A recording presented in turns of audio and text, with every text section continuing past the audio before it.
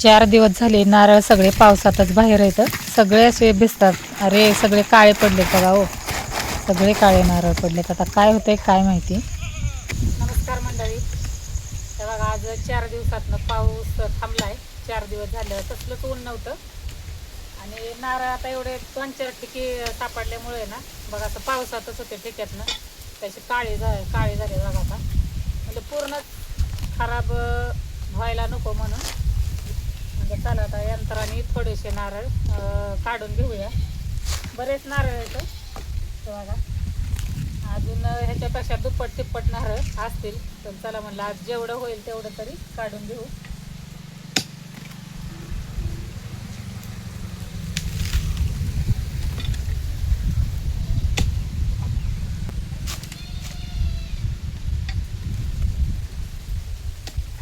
ते बघू कसा काढलं, काय काय असं आहे ना दुकानात कसं मिळतं तसं काय काय बघा असं काढले.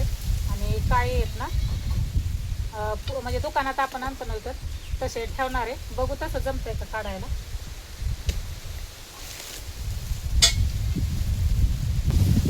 ती साईट असते ना त्याच्याकडून हे करायचं म्हणजे निघतं उत्पाटतं लवकर, त्रास होत नाही.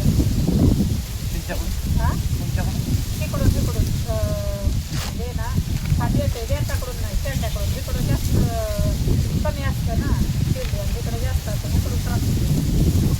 तिकडून काढा. हां लिखतायची लगी ह्याचा नारळ वाकडा. हां ते वाकडं आहे ह्याचं, ते डिंक लागलेलं असतं ना कुठं असं अशी ही झालेली असते ना डिंकासारखी, त्यामुळं काय होतं त्रास देतं काढायला. मग जरा घेतली तर मी बघते मला जमतंय का तसं. ते तर म्हणतात नाही जमत, त्यामुळे हा असंच नारळ सगळं निघतात ते. पण हे नारळ काय होतं असं काढलं ना ते कवच आहे का नाही ते आपोआप उलतं म्हणजे आपोआपच फुटतं. मी एकदा केलं होतं असं, पण आपोआप सगळ्या चिरा जाऊन सगळं पाणी बाहेर. मग एवढ्या नारळांचं काय करणार ना, खराब होतं. तर मी बघते प्रयत्न करून थोडंफार जर निघलं तसं तर थोडंसं टच थोडंसं तर नाहीच होतं.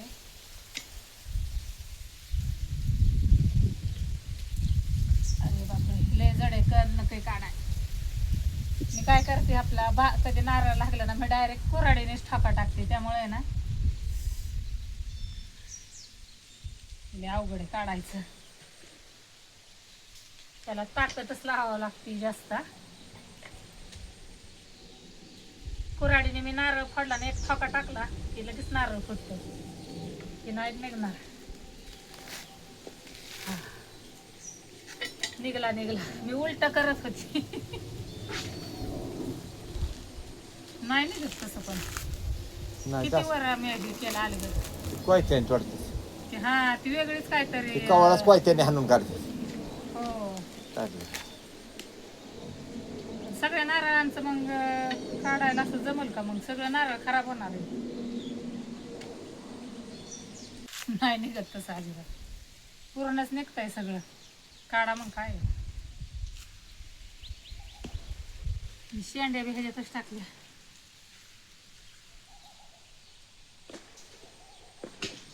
ही मी नारळ ठेवायला आणले ह्याच्यात, म्हणलं नारळ ठेवायचं असं. मी 2-3 नारळांचं काढलं. आता हे म्हणले तुला नाही जमत पटपट तू उठ.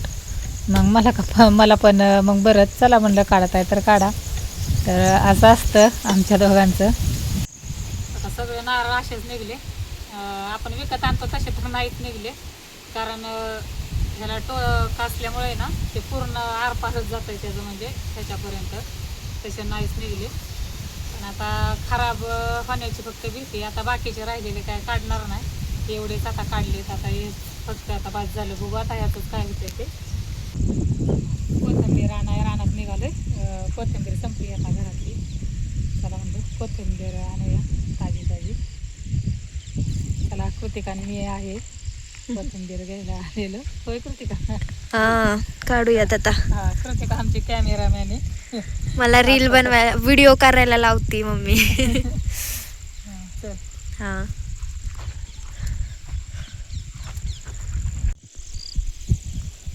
चिखल आहे पावसामुळे. हा.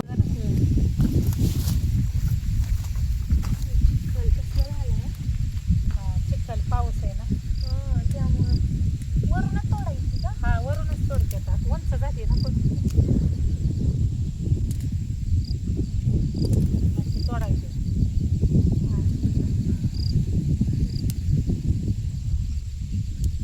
हिरवी हिरवी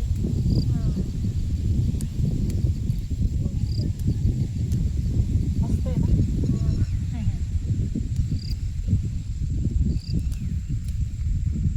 छान आहे का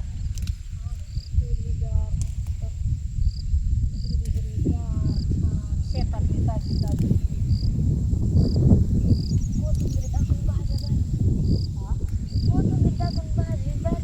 हा ही अशी थोडी फुलाला आलेली कोथिंबीर आहे ना टिकती चांगली कारण निबार झाली ना निबार कोथिंबीर टिकती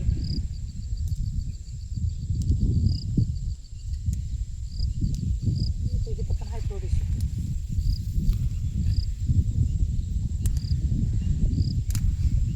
निबार निबार छान छान कोथिंबीर आहे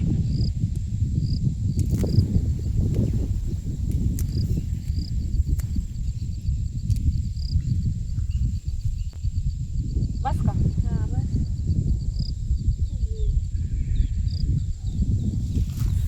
हा चिकल आहे हळूच पडची चला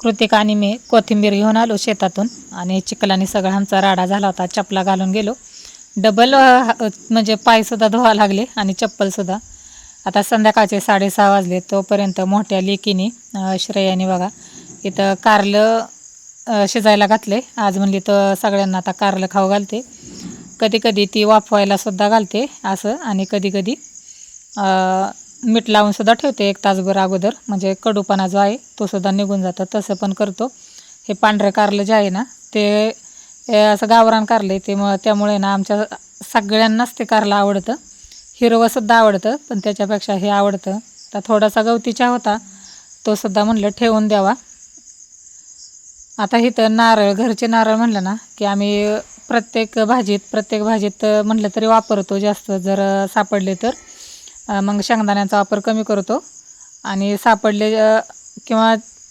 प्रत्येक भाजीला जरी म्हणलं तरी घातला जातो आता सगळ्यांनाच ओलं खोबरं म्हणलं की सगळ्यांनाच ओल्या खोबऱ्याची भाजी आमच्यात सगळ्यांनाच भरपूर आवडते आज कारले मग आता कारल्याला म्हणल्यावर स्पेशल ओलं खोबरं पाहिजे हिरवारी जरी म्हटलं ना तरी आम्ही ओलं खोबरंच वापरतो अशा काही ठराविक बऱ्याच भाज्या आहेत त्यांना आम्ही खोबरं वापरतो आता तिला नारळ फोडून दिला आणि धारा काढायला गेलो धारा काढून घेतल्या आणि धारा काढल्या की खायला मात्र ते टाकतात नेहमी मग आता चला फिशीला म्हणलं दूध नेऊया आता गाय आटत आल्यामुळं दूध जरासं कमी झालं आहे आता संध्याकाळची पण डेअरी येते 8 वाजता आता डेअरीवाला येईल आणि दूध घेऊन जाईल तोपर्यंत म्हणलं आता घरातलं माझं जे काम आहे श्रेयाने आता भाजी बनवली पण आता मला काम घरातलं आता माझ्याकडे भाकरी आहेत आता आमचा डुग्गू बघा तो सुद्धा आला होता आमची फिसू बघा इथं दूध पिऊन झोपली सुद्धा आणि झोपली कशात बघा ही जी आईट तर एवढी भारी काय तुम्हाला सांगू आता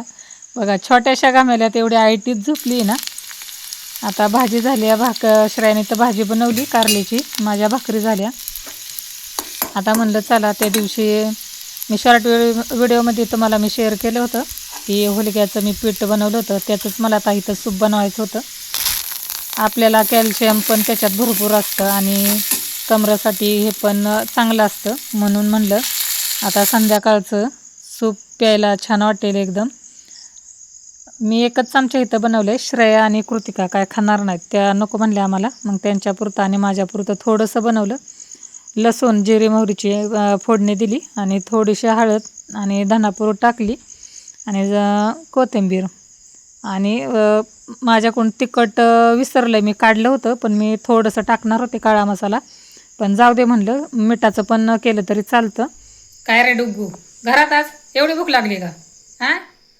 सकाळचं खात नाही होय रे हां एवढी भूक लागली तुला चल देते तुला चल चल भाकरी खायची बाजरीची भाकरी त्याला स्वतः बघा बाजरीची भाकरी आवडते.